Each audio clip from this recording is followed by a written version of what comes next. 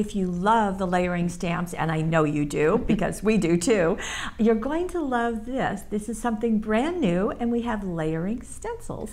Yes, a new layering stencil, and this one is layered butterflies. Right, same process. Well, we'll show you. There's so much to show you.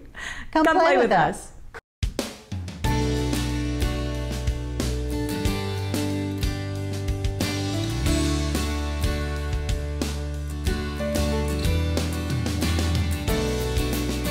Well, here is our first, as Gail said, layered butterflies. This is a 12-inch by 12-inch stencil. Right, and we did it this way, quite honestly, because it will be more economical for you rather than doing 4 of the 6 by 6. But the magic is these pinholes. And I'm going to show you everything about that. I'm going to show you one thing at a time, what beautiful creations you can do with this. But there are also great instructions on the package itself. Right. Of course, and it's a really simple 3-step process. 1, 2, 3, and I'll show you that. Right. And so, okay, so we have this. Plus you have greetings on there. It also says, so much happy, hello friend. You've got several different sizes of butterflies, 1, 2, 3, and then within each of those, 1, 2, 3, you're going to be able to make these great. Well, let's go to your showing how to do demo? it. Yeah, oh, I thought maybe you'd want to see what it looks like when it's all done. Well, let's see what it looks like when it's all done. Ta-da! There's the beautifulness. So as you can see, you can really use those 3, as Gail pointed out. Very fun. We had to add some jewel butterfly dazzles to it. So much happy. And we're going to be using the inks, the cat's eye inks, because those are all done for you in sets. That is one way to do it. It's a great way to do it. And these are, I have Tulip Fields and the purple set. And what's great about these is that they have all of those hues right there like you're talking about. We have a light, we have a medium, we have a darker one, so you can choose what you like. You can mix and match these and get different colors. So that's going to be a great way to use these. Plus you can apply them straight from here if you want something super dark. So I've got my cardstock here, and I want to show you real simply the first part of how this works. Let me get this set up here, and you can see something, some little dots here. We're going to stay backed out. We're going to stay backed out so that we can see all 4 of those. Sorry, John. Back out, John. All 4 of those at once, because when we start with that stencil, we're going to be looking first, and first is the number 1, is that big open area. We're going to be first looking at those pinholes. There are 1, 2, 3, 4. There are 4 pinholes around each image. This is the first one. This is, oh, actually you can choose. I think this is the second one. This is the one, and what I'm going to do, I'm going to be doing this one second, and you can choose which one you want to do. This one is the second, and it's got 1, 2, 3, 4 pinholes, and then that last is 4 pinholes. So Paulette is pointing out, hey, this is really the second layer, but you can kind of do it either way, and this has a nice finished look too. So we'll start with those pinholes. So I got those pinholes by placing this wherever I want on my cardstock, and you can't see it very much there, but I placed it on there, and I've got those little pinholes, and they're already there because I traced them already. So I traced 1, there's going to be 4. 1, 2. So if we back, just like you said. We back out 1, 2, 3, 4 all the way around, and then you choose which one of your images you're going to work with. I'm going to start with this one.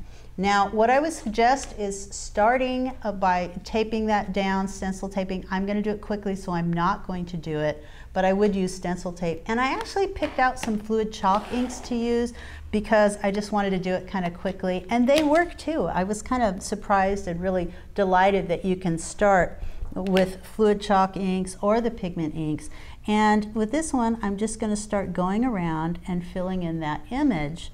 And you can go circular, that kind of blends really nicely, get down a nice layer of color, and then just keep adding. So you can use the blending tool, or you can use the cosmetic wedges, right? Absolutely. We have lots of different ink blending tools that would work just perfectly. The stylus would work well for this too.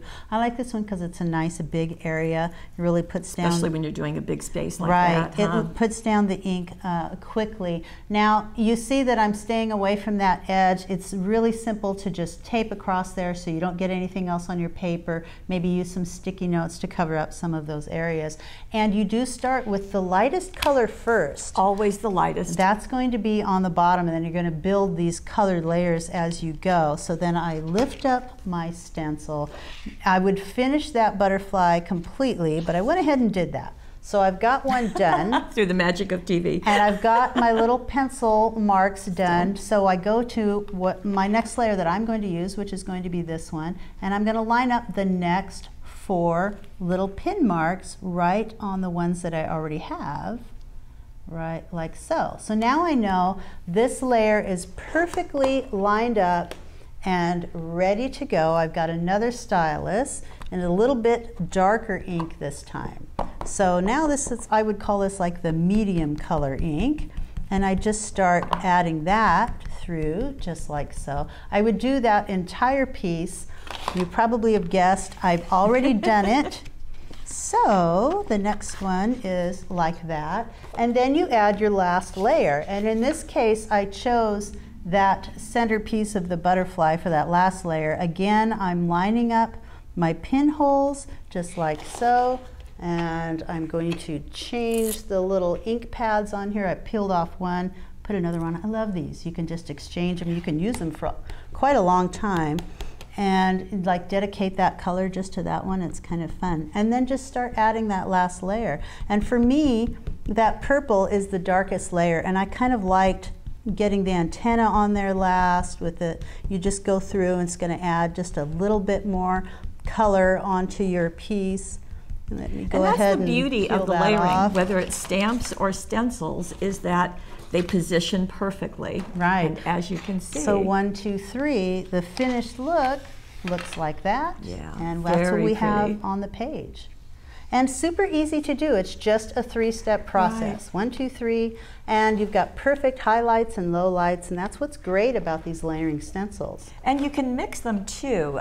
Bringing back the stencil, you can see there's a tail, kind of a trail there. Right. This was used on the large one, so you can do some mixing and matching. You've got the small one and then the sideways butterfly also. Right, so each one of those Yeah. has been layered with that 3-step process. You've got the smaller, you've got the sideways, and you've got that large one. Plus you've got these great phrases. Yes. And this one says so much happy, so that's not a 3-step process, that's just a stencil Right. ready to go, but several different inks were used here, so it's got a nice sort of variegated look. And here it is in a card. Now in this case, really maximizing the size of those butterflies and letting them kind of edge off that piece of cardstock. That's and beautiful. Very tone-on-tone look. I love adding that. So you'll do one and then you'll reposition your stencil Right. for the smaller one, do the smaller pieces. But there's also an extra one that was added here separately and done Nice. on cardstock, cut out and then layered on top to get those wings. And that was done with the Rainforest Color Box Cat's Eye Q ink. So again, we've got all of those, oh, it's got little labels on there, all of those different colors. You'll start with a dark, go to a medium, and then pick a darker one. And then Start on the with the inside, light. Start with the light, I meant. always start with light, always Yes. light to dark. And hello friend is another one of the greetings on the stencil. So you Right. can see now scrapbooking, card making, but what else What you else might can say? you do? Wait till you see this. Well, Beautiful. this is something brand new. Wow. This is a canvas. This is 12 inches by 14 inches. Now that's the wood, the outside measurement, so just want Right. you to know that. Of course, the canvas is going to be slightly smaller, but look what has been done. And that same 3-step process. So the one that we created, you can do the same thing with those Cat's Eye Qs, and you've got beautiful purples that you can use on that. And what a statement that makes. Just beautiful. Isn't that pretty? And It is. none of the swirls were used, but they certainly could have been. And this is using the sequins, so you can see what nice shine that's giving, just adding that with the craft glue. So I just think that's great. You can use those pigment inks right on the canvas. It dries, Right. it doesn't come off. And actually there were 2 sets. There were the blues and the purples that were used here. But I just love that blue on there, and that purple I think added last, so it's got that nice highlight around the edges. And you're just going to do it the same way. 3 steps, exactly like Gail said. 1, 2, 3. What's nice about the stencils, it allows us to get larger images than what we can get with our stamps. Yeah. And yet it's the same process, same tools, same everything. Right. And so beautiful. I love that. So this is the nice big 12-inch by 12 by 14 inch right. canvas. Do you want to see a different one? Let's please. Okay, we're moving out of the stencil for a moment, but we're staying with the canvas. This is an 8 by 10 canvas. We'll back up just a smidge. It comes with the hanger, as both of them do, and it's actually, in fact, let's turn this over. It's the same on both sides. Right. So that's kind of nice. So here we have, and we've just added dazzles. Only dazzles, folks. This happens to be the Colorist Dazzles, and this has got a lot of words, a lot of phrases. Right, so pick your phrase, make this any way you want. I love the addition of these flowers on there, just a little bit of jute twine down at the bottom. And I think what's really nice, what's really neat about these dazzles is they go on there, they pretty much stay on there, but if you want to take them off, they do come off rather easily if you feel like you want to change the phrase, because there's a lot of phrases on there, or change the season that you want to use it on, or if you want to just add something else entirely to the back, because I'm going to turn this over, you can get a completely different look. And this was done with the Little Things Dazzles, nice and with the heart buttons. Yeah, so the little Valentine's hearts buttons, and I put those down here at the bottom, and I just sort of zotted those on. I placed those dazzles really quickly just to show you that you could get a double look on this on the front and the back. But I did add some bows up here because the twine is actually attached on the back with staples, so you might want to cover that up just a little bit. Okay, that's a great look. So you can be thinking about how you might use this. Now, I do want to tell you that when we first got the canvas in, we put dazzles on them and let it hang for several weeks, and it was just perfect. Right. So they stay on there. Yeah, it worked Don't really, mess with really them. well. They're just totally fine. So you can do that. I can see those for different seasons. Get some dazzles for different holidays. Yes, and you've got the two sizes. And as we started this, you now have a way to do butterflies in a 3-step process anywhere you want them to land. That's right.